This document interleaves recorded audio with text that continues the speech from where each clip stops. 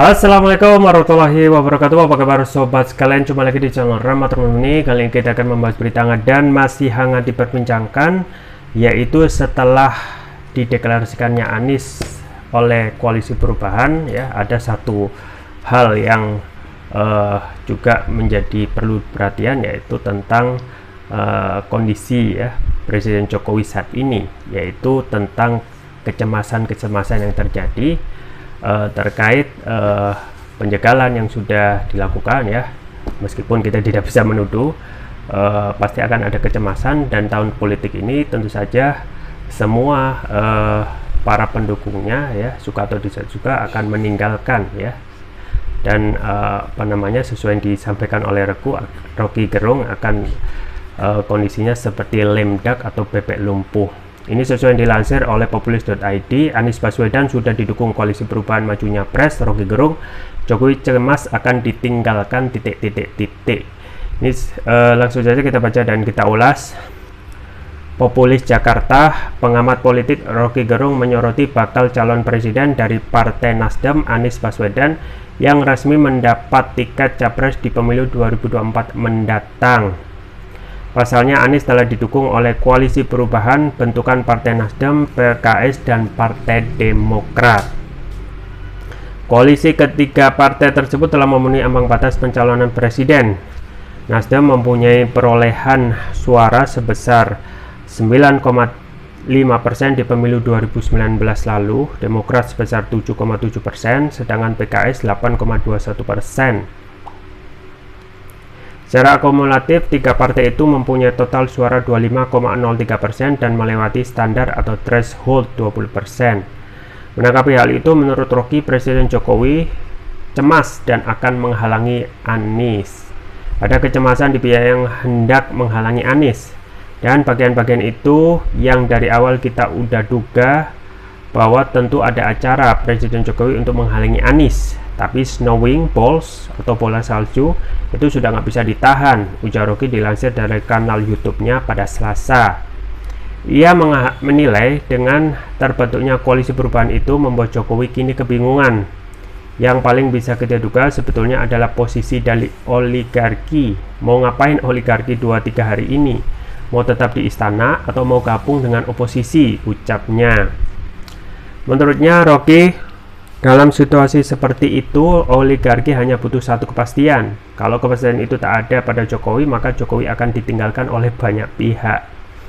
Kan oligarki hanya butuh satu kepastian bisnisnya ke depan. Kalau kepastian itu tidak ada pada Pak Jokowi, oligarki pasti akan berbalik badan.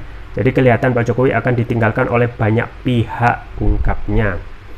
Saya bisa pastikan itu hal yang lumrah dalam semua urusan politik, di mana oligarki bersekutu dengan kekuasaan yang nggak mau tenggelam bersama kekuasaan yang diambangkan itu, lanjutnya. Ya, sobat sekalian, itu ya dari Rocky Gerung, ya, no Rocky no party, terkait tahun politik 2023 yang semakin panas setelah ada kepastian Anies nyapres dengan dukungan dari Koalisi Perubahan, dan yang terakhir adalah dukungan dari PKS, ya, bahkan diumumkan di bandara. Dan setelah itu memang secara resmi, ya, kita ketahui Anies sudah satu-satunya yang pertama kali resmi, ya, untuk memegang tiket dalam Pilpres 2024. Kalau kita melihat konstelasi syarat presidensial threshold 20% itu sudah 20%, ya, itu sudah melewati. Dimana kalau kita melihat Nasdem, ya, suaranya 9,5% di pemilu 2019, kemudian Demokrat 7,7%, ya, dan ini perolehan yang sangat merosot dari Demokrat yang selama 10 tahun itu memimpin, ya, dengan kejayaan SBY pada waktu itu, dan sekarang justru merosot. Nah, akankah pada pemilu yang akan datang ini 2024 suara Demokrat akan naik dan mendapatkan kotel efek dengan mendeklarasikan Anies? Ya, kita akan lihat.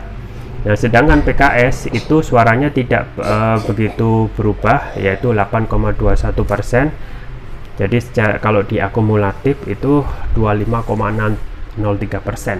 Jadi minimal 20% itu sudah terlampaui atau 115 kursi di parlemen atau DPR.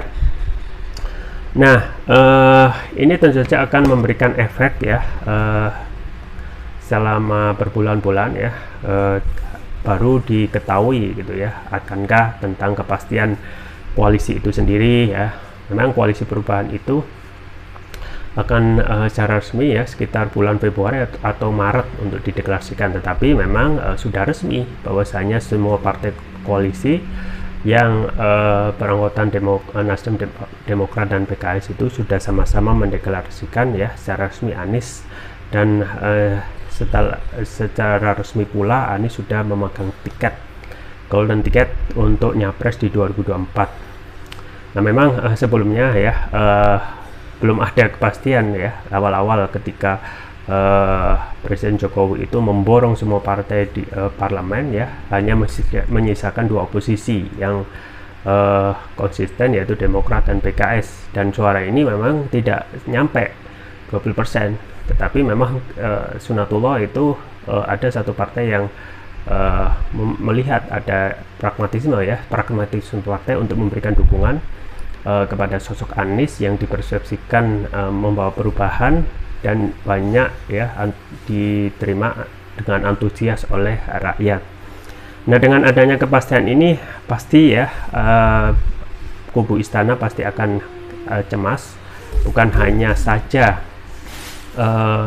tahun politik yang 2023 ini dimulai, dan semua partai politik termasuk ketua umumnya pasti akan sibuk mempersiapkan kontestasi pemilu 2024, tetapi juga tentang kepastian Anies nyapres, karena kepastian Anies nyapres itu ya juga melalui berbagai macam isu panas yang pada waktu itu tidak ada kepastian juga ya. Anies itu nyapres dengan banyaknya penghalangan dalam safari politik Anies di berbagai daerah pun juga sempat disematkan ya isu tentang black campaign ya, tentang politik identitas ya, pun juga tentang keaslian warga negara dan lain sebagainya, yang itu semuanya bisa diakhiri konfliknya setelah koalisi perubahan itu mendeklarasikan Anies sebagai baca pres di Pilpres 2024. Nah kemudian apa yang disampaikan oleh Roko ya, suka tidak suka ya, perubahan itu pasti akan terjadi, dan dianalogikan ya Anies dengan sosok yang dipersepsikan perubahan itu seperti snowing ball ya, bola salju yang biasa kita lihat ya, turun dari atas ke bawah itu kan menggelinding dan akan tambah besar lagi. Nah perubahan itu ya pertama ya itu juga disambut dengan antusias oleh rakyat, dan itu pun ya karena efek dari bagaimana kinerja ataupun apa yang sudah dilakukan oleh pemerintah Presiden Jokowi ya, ketika banyak sekali kebijakan yang tidak populer ya, tidak pro kepada rakyat ya, kemudian misalnya kenaikan BBM ya, kemudian juga bahkan yang terakhir dikeluarkan Perpu Ciptaker yang kita ketahui sebelumnya Undang-Undang Omnibus Law ini inkonstitusional bersyarat, justru tidak melakukan langkah untuk melakukan perbaikan terhadap undang-undang tersebut, malah mengambil jalan pintas dengan mengeluarkan Perpu yang kalau kita melihat isinya banyak sekali merugikan rakyat, terutama kaum buruh, dan justru memberikan karpet merah kepada oligarki. Dan ini dan banyak hal ya, tentu saja setiap apalagi apalagi ya undang-undang yang dikeluarkan oleh DPR ya jarang ya, bahkan tidak ada yang bisa memberikan rakyat itu ya keputusan yang populer ya, justru lebih banyak mengakomodasi kepentingan oligarki daripada kepentingan rakyat. Nah setelah banyak sekali kebijakan yang tidak populer ini ya tentu saja akan menaikkan ketidakpuasan, dan akan isu tentang perubahan yang dipersepsikan oleh Anies itu justru akan terakumulasi ya, seperti snowing ball ya, bola salju yang pasti akan membesar. Nah, kalau kita melihat koalisi perubahan ini pasti akan kebingungan ya, karena kembali lagi di belakang kekuasaan itu ada oligarki ya. Oligarki ya yang menguasai sumber daya alam yang saat ini tentu saja menginginkan kepastian. Nah, setelah ada kepastian dari Jokowi yang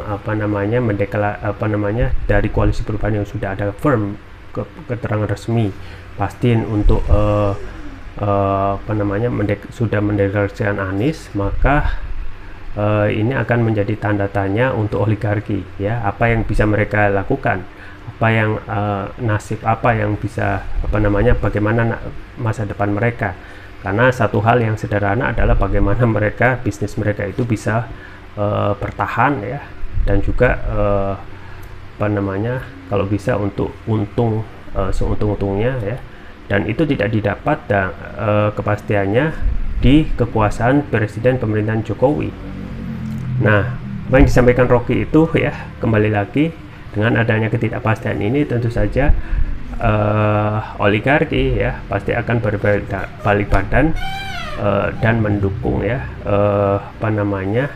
sosok yang bisa memberikan kepastian ya.